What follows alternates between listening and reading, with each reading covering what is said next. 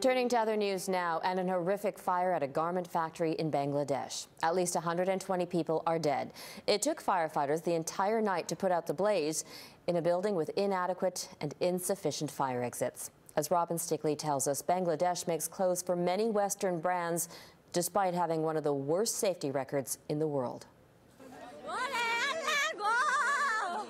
Grief-stricken family members arrived to see for themselves this morning the charred wreckage of a multi-story garment factory. It went up in flames overnight.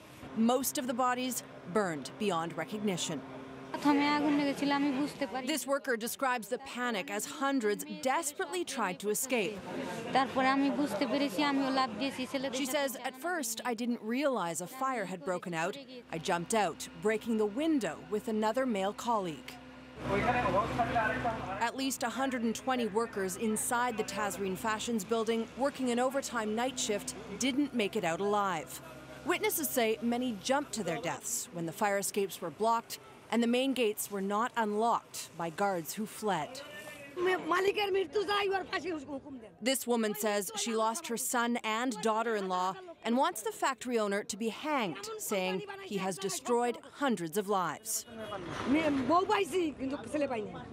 Bangladesh is the world's second largest exporter of ready-made clothing, a $24 billion industry with more than 4,000 garment factories making clothing for major U.S. and European brands, including Walmart, JCPenney, and H&M. But there are few, if any, regulations, and conditions are largely considered unsafe.